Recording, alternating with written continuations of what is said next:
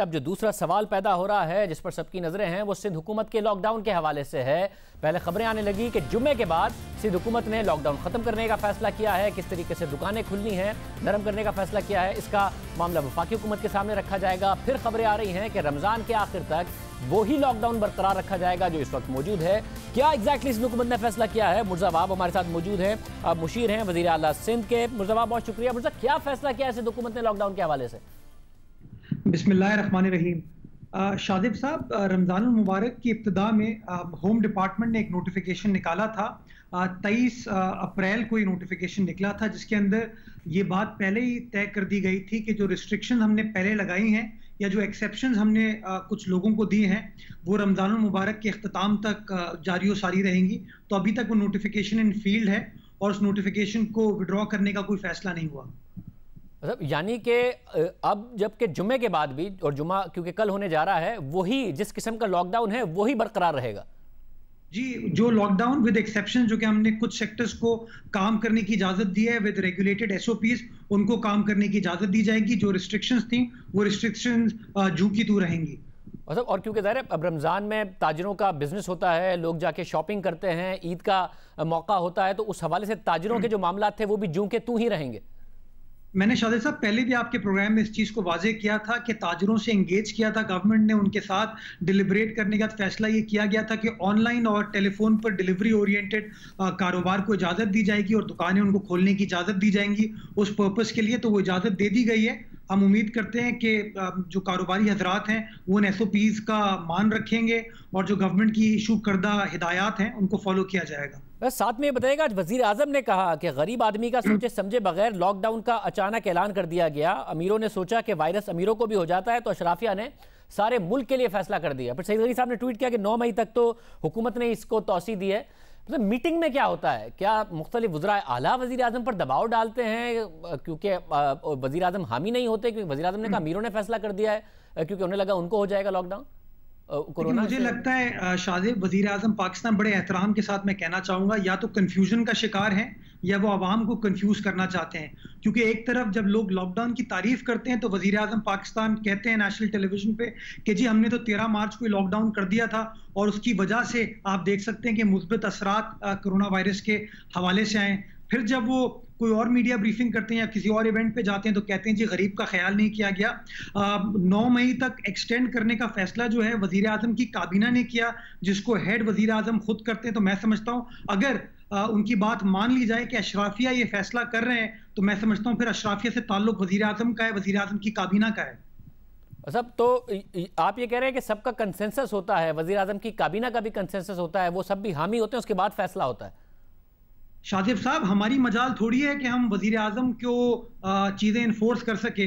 देखिए, 4 सूबों में से 3 सूबों के अंदर तो वज़ीर आज़म के अपने कोलिशन पार्टनर्स की या उनकी अपनी सियासी जमात की हुकूमत है। वफाकी काबीना के अंदर भी वो लोग मौजूद हैं, कोई अपोजिशन का रुकन नहीं है। तो अगर आपको लगता है एक बेचारा वज़ीर आला सिंध वज़ीर आज़म पाकिस्तान के ऊपर ये फैसले बावर कराएगा तो मैं समझता हूँ ये मिसकंसेप्शन है। वज़ीर आज़म ये फैसला खुद करते हैं और नेचुरली तमाम स्टेक होल्डर्स उनको ये राय देते हैं, उसके बाद ये फैसला किया जाता है। तो ये कहना कि ये अशराफिया फैसला कर लेती हैं, ये कहना कोई और फैसला करता है, मैं समझता हूँ वज़ीर आज़म खुद अपने फैसला करने की सलाहियत को क्वेश्चन कर रहे हैं। आप सब ये मुझे बताइएगा कि सिंध की हद तक आप लोग कितने मुतमईन हैं? गुज़िश्ता 24 घंटों में 12 अमवात की खबर आई जो एक दिन में कोरोना से होने वाली अब तक की सबसे ज़्यादा अमवात हैं। पूरे मुल्क में भी अमवात हो रही है, मगर वज़ीर आज़म ने भी कहा, असद उमर साहब ने भी कहा कि हमने अप्रैल के आखिर तक जो सूरत हाल सोची थी वो नहीं है, सूरत हाल कंट्रोल में लग रही है। जो ना सिर्फ जो नंबर ऑफ केसेस हैं वो कम हैं बल्कि अस्पताल पर भी प्रेशर नहीं पड़ा जो हमने सोचा था। कि सिंध में भी आप जो सोच रहे थे उससे कम ही प्रेशर आया अप्रैल के आखिर तक अभी तक? शादिब, मैं कैसे असद उमर साहब उन्होंने कहा था कि 50,000 टेस्ट इतने दिन में हो जाएंगे, 25,000 टेस्ट इतने दिन में हो जाएंगे। तो मैं समझता हूँ उनकी जो असेसमेंट है उस पर मुझे कोई इतना खास एतबार नहीं है, लेकिन मैं समझता हूँ कि पाकिस्तान भर में और बिलखुसूस सूबा सिंध के अंदर सिचुएशन बड़ी खतरनाक है। 12 अमवात हुई हैं। कल जो हमारे पास से तकरीबन 12% टेस्ट जो है वो मुस्बित थे। तकरीबन इन तमाम केसेस के अंदर 80 से 82% केसेस का जो ताल्लुक है वो कराची शहर से है। तो ये बड़ी एक मैं समझता हूँ लम्हा फिक्रिया है हम सब के लिए और खुदा का शुक्र है कि अभी तक अस्पतालों पे उतना प्रेशर नहीं पड़ा, और उसकी वजह यही है कि हमने लॉकडाउन को इन्फोर्स कराया। अगर खुदा ना खास्ता हमने लॉकडाउन पर नरमी लाई होती, अगर हमने लॉकडाउन को सही टाइम पर इन्फोर्स नहीं किया होता, तो मैं समझता हूं अस्पतालों पे प्रेशर ज्यादा आता।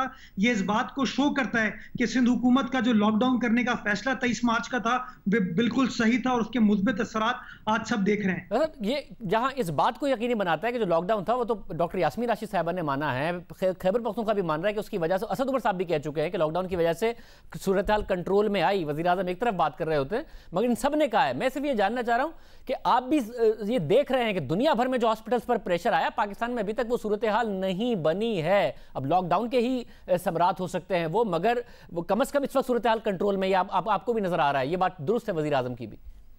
जी देखें शाहिद साहब, अभी तो अल्हम्दुलिल्लाह ग्राउंड रियलिटी ये है कि 12 अमवात पिछले 24 घंटे में हुई है। अब बहैसियत हुक्मरां आप ये सोच सकते हैं कि क्या 12 अमवात ठीक है? मैं तो समझता हूँ और बेहतर तरीके से लॉकडाउन होना चाहिए था, ताकि हम इन 12 लोगों को भी बचा पाते। जो कल के दिन तकरीबन 12-13% केसेस जो पॉजिटिव आए, अगर लॉकडाउन और ज्यादा मौसर बनाया जाता तो शायद हम ये 13% केसेस को भी रोक पाते। तो मैं समझता हूँ एक जान भी हम सबके लिए बहुत अहम है, और ये जो बार बार मईशत का मवाजना जान के साथ किया जाता है, मैं समझता हूँ बड़ा अनफेयर मवाजना है। हैविंग सेड दैट, मैं समझता हूँ कि जहां लॉकडाउन के मुस्बित असरात आ रहे हैं, वफाकी हुकूमत हो, सूबाई हुकूमत हो, हमें कंप्लेसेंट होने की जरूरत नहीं है। हमें आज भी यही तहिया करने की जरूरत है कि जिस तरीके से हमने मेहनत करके इस चीज को अंडर कंट्रोल रखा है, अगले अगर 10, 12, 14 रोज हमने इस चीज को आगे बढ़ाया तो मजीद हम इन चीजों में कामयाबी से हमकिनार हो पाएंगे। बहुत शुक्रिया मुर्ज़ा, हमारे साथ मौजूद थे।